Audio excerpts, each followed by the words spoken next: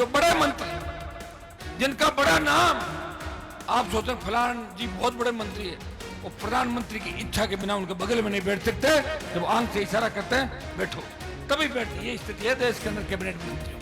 प्रदेश में मिलाजुली का खेल, जो बात 2009 में मैं कह रहा था कि गहलोत वसुंधरा मिले में मिलकर राजस्थान को लूट रहे, एक सांपनाथ है दूसरा नागनाथ है, ये हालात राजस्थान के अंदर है।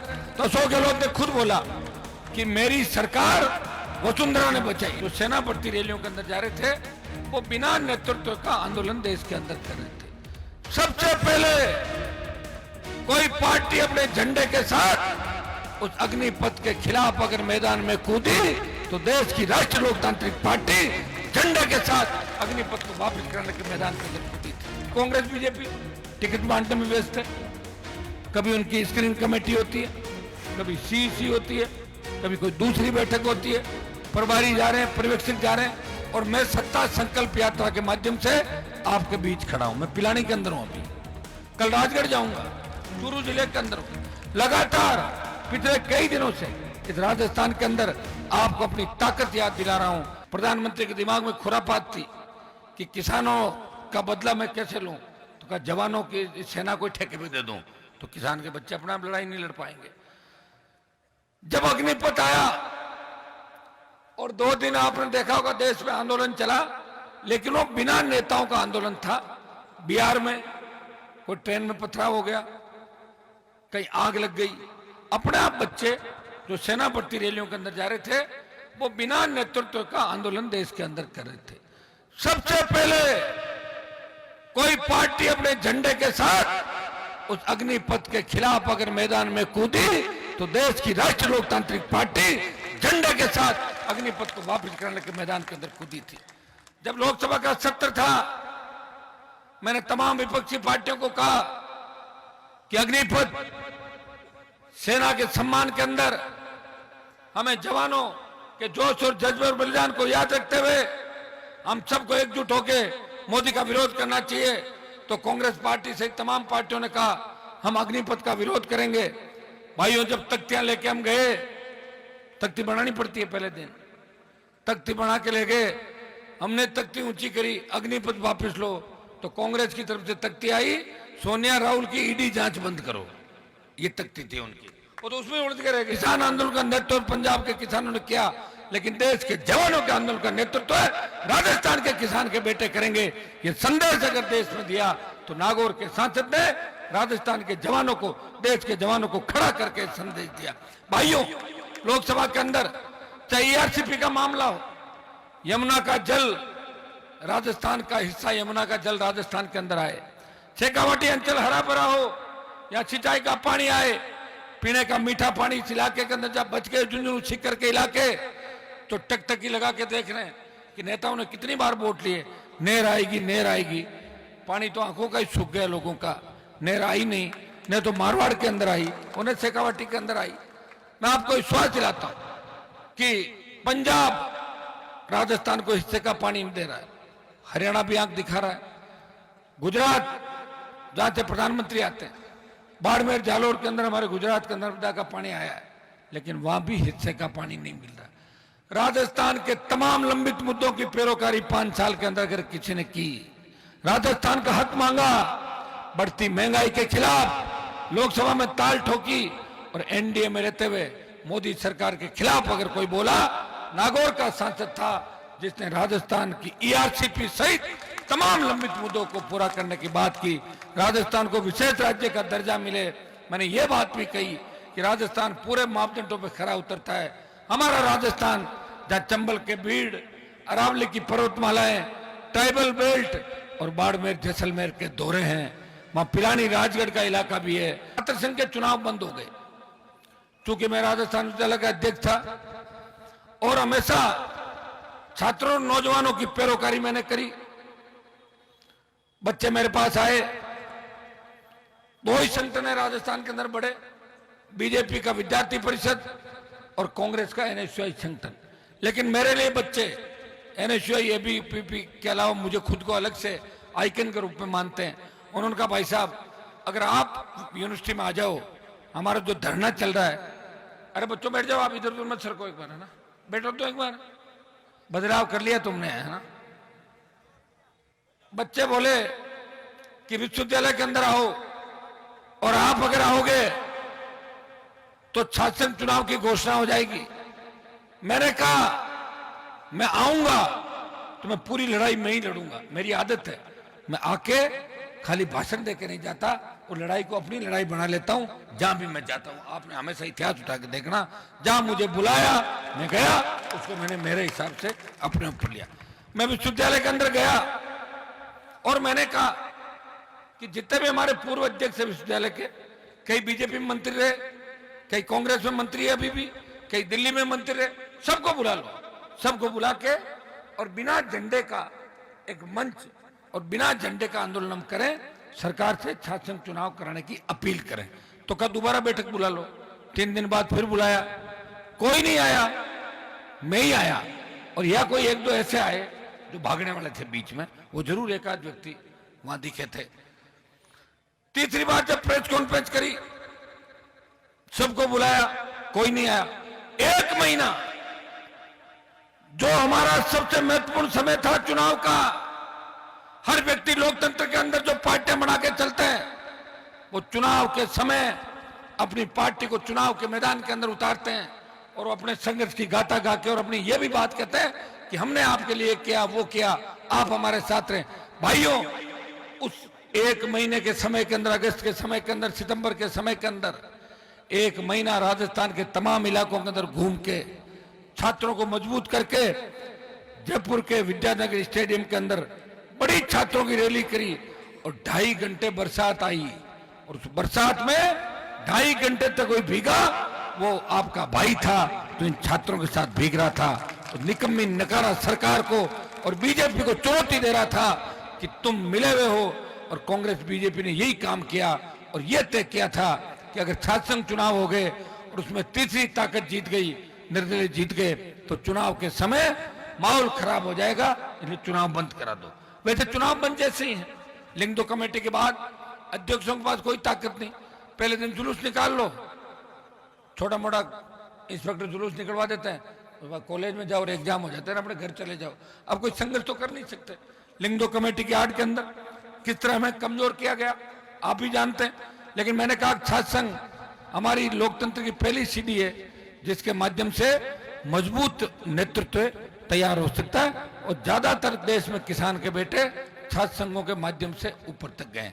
मैं आपको उदाहरण दे रहा हूं कि प्रयास अगर किसी ने किया, मैंने किया। अभी कांग्रेस बीजेपी टिकट बांटने में व्यस्त है, कभी उनकी स्क्रीनिंग कमेटी होती है, कभी सीईसी होती है, कभी कोई दूसरी बैठक होती है, प्रभारी जा रहे हैं, पर्यवेक्षक जा रहे हैं, और मैं सत्ता संकल्प यात्रा के माध्यम से आपके बीच खड़ा हूं। मैं पिलानी के अंदर हूं, अभी कल राजगढ़ जाऊंगा, चूरू जिले के अंदर हूं। लगातार पिछले कई दिनों से इस राजस्थान के अंदर आपको अपनी ताकत याद दिला रहा हूं, किसानों को अपनी ताकत याद दिला रहा हूं, किसान के बेटों को अपनी शक्ति याद दिला के मैं चाहता हूं कि सत्ता का संकल्प लेके निकले और व्यवस्था बदल दे राजस्थान के अंदर। और व्यवस्था बदलने के लिए आपको किसी की आवश्यकता नहीं।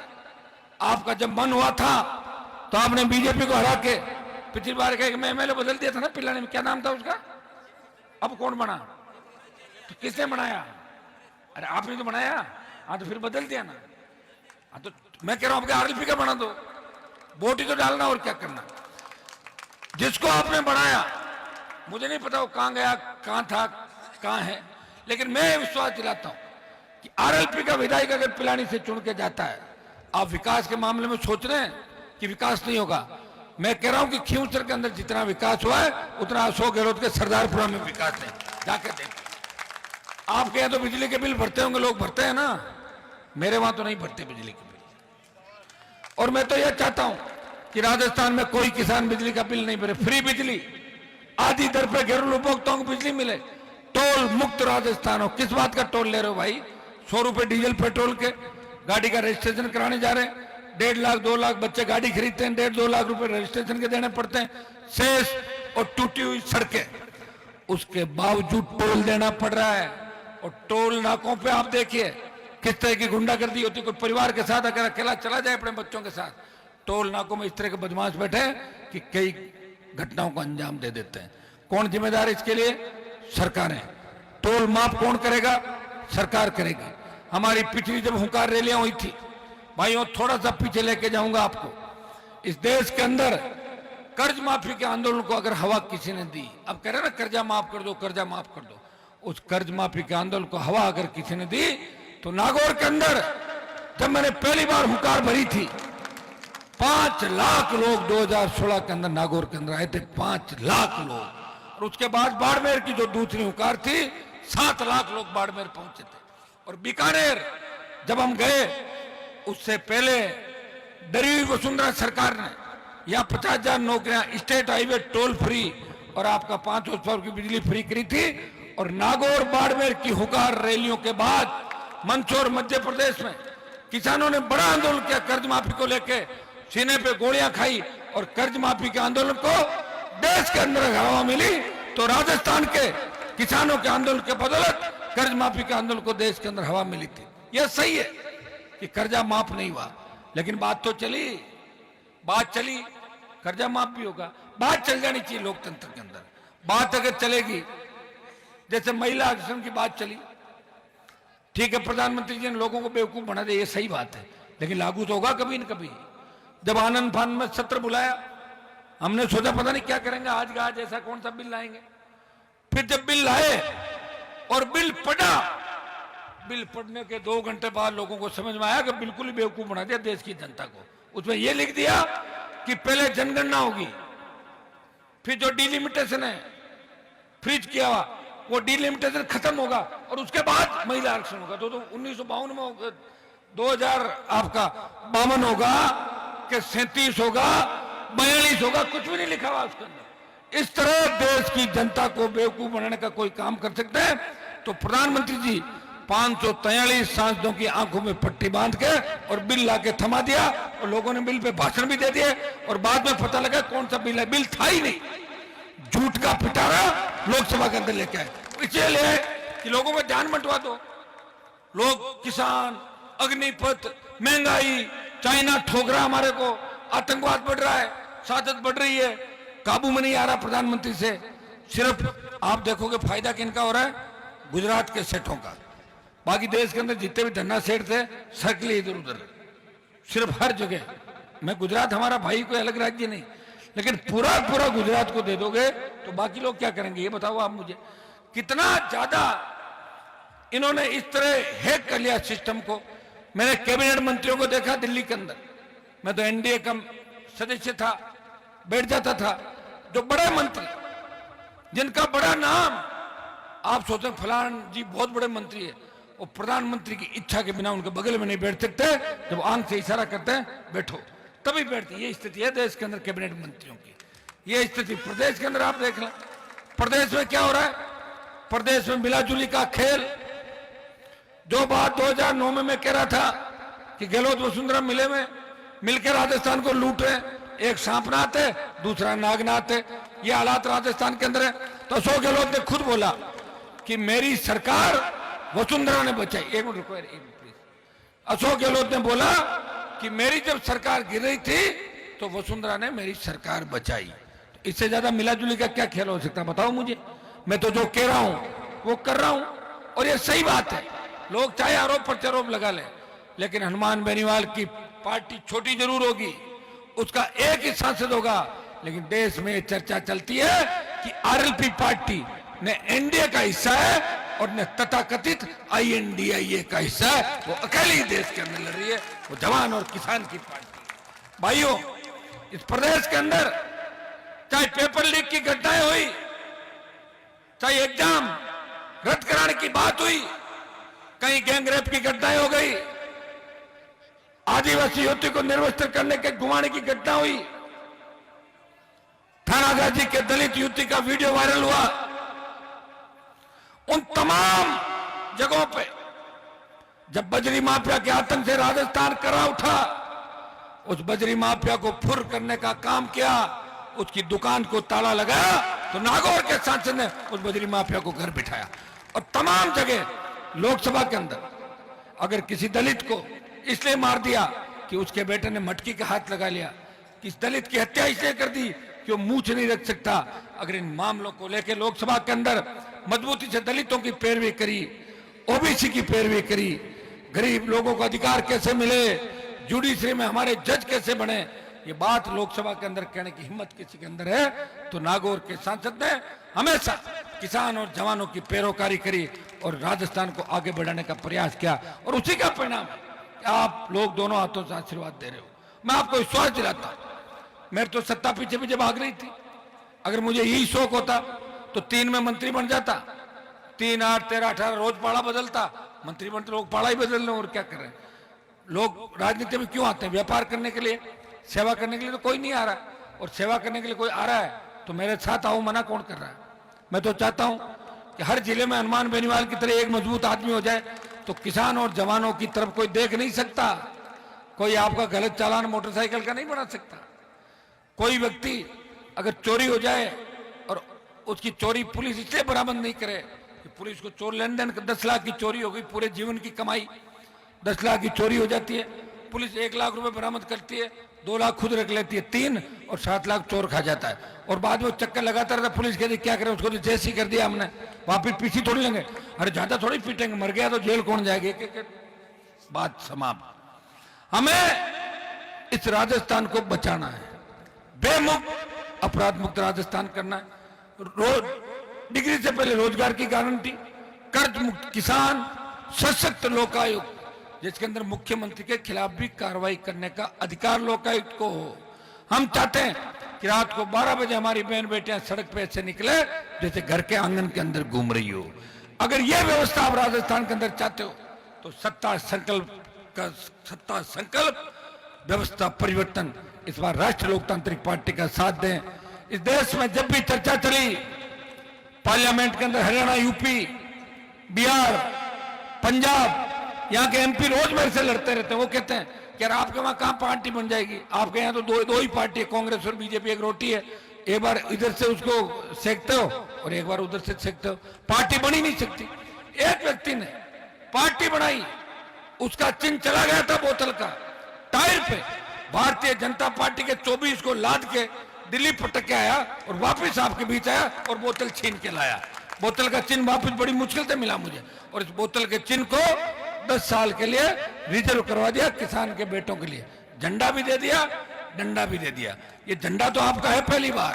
हरियाणा, यूपी के किसान नेताओं के हम नारे लगाते थे, ये सही है, उन्होंने अच्छे काम किए होंगे पुराने जमाने के अंदर, लेकिन उनके पीछे औलादे कैसी आप भी जानते हो सारी सारी। क्या हालात है हरियाणा के अंदर, क्या हालात उत्तर प्रदेश के अंदर है, कोई छिपे नहीं आपसे। वो झंडा ले जाते थे और डंडा यहाँ पटक जाते थे। मैंने झंडा भी दिया, डंडा भी दिया, और 2-3 दिन पहले एक वीडियो वायरल हो रहा होगा, आपने देखा होगा, झंडा भी काम आ रहा था और मेरे वाला डंडा भी काम आ रहा था, देखा था ना आपने। तो भाइयों, ये झंडा और डंडा काम आएगा, डंडा चोरों को भगाने के काम आएगा, और झंडा स्वच्छ पारदर्शी प्रशासन, हरा किसान का झंडा है ये। जिस तरह बोतल का जल स्वच्छ पारदर्शी है, इसी तरह का स्वच्छ पारदर्शी प्रशासन राष्ट्रीय लोकतांत्रिक पार्टी आपको देगी। पिलानी तो राजस्थान का सबसे एजुकेटेड इलाका है, हरियाणा का लगता बॉर्डर है, यहाँ तो आपने मुझे 2 कुर्बानी मेरी देख ली, बलिदान दे दिया मैंने मेरा। दिल्ली की मंत्री पद को जिस मोदी से फोटो खिंचाने के लिए लोग लाइन में लगते हैं, उस मोदी को छोड़ के आपके साथ सड़क पे आ गया। उस वसुंधरा को जो किसी के काबू नहीं आई, उस वसुंधरा को 7 समंदर पार भेज दिया उसके दोस्त मोदी के पास, मैंने ही भेजा था ललित मोदी के पास। उस अशोक गहलोत को जिसने किसानों की राजनीति की चटनी बना दी थी, रगड़ दिया था सारे किसान नेताओं को, उसके बेटे को हरा के उससे भी ये कहलवा दिया कि हनुमान को मैं समझ नहीं पाया, ये कुछ भी कर सकता है। तो ये संदेश अगर किसी ने दिया तो मैंने संदेश दिया है।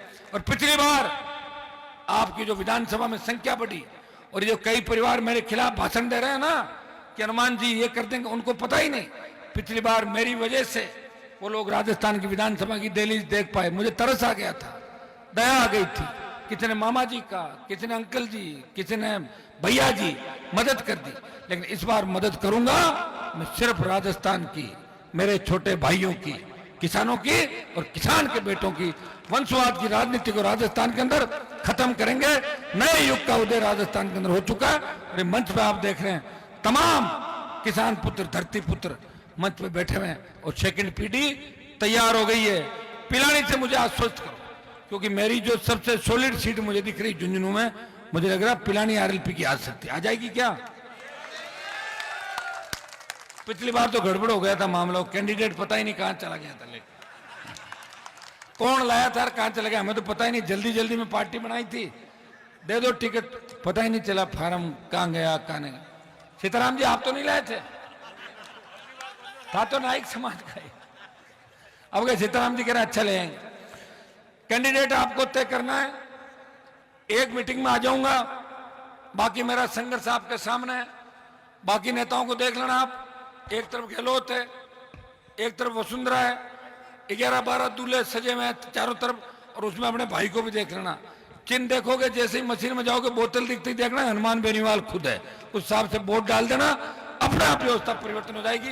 मैं आपको विश्वास दिलाता हूं कि मारवाड़ की जो 43 सीट है, अब मुझे पता आपके मन में भी यह बात होगी कि मारवाड़ में क्या हो रहा है, उन 43 में से 30 से 35 सीट पर राष्ट्रीय लोकतांत्रिक पार्टी सीधा मुकाबला करेगी और 25 से ज्यादा सीटें अकेले मारवाड़ से जीत आएगी। तो मारवाड़ से जो तूफान चलेगा, शेखावाटी में सुनामी बना दो और राजस्थान की सत्ता पे कब्जा कर लो, यह संदेश देना आपका भाई पिलानी की धरती पर आया है, पिलानी की शिक्षा नगरी के अंदर। जो आपने मेरा मान सम्मान का स्वागत किया उसके लिए धन्यवाद, हमेशा आपका आशीर्वाद बना रहे। अगली बार मैं प्रयास करूंगा कि हेलीकॉप्टर से आऊंगा ताकि टाइम पे आ जाऊं और आपसे हाथ हिला के वोट के अपील करने जाऊं। अब की मेरी इच्छा थी कि रथ मैं आपके यहाँ लाऊं, नहीं तो आप कह दो कि रथ तो मारवाड़ मारवाड़ में घुमा लिया, हनुमान जी शेखावटी में आई नहीं।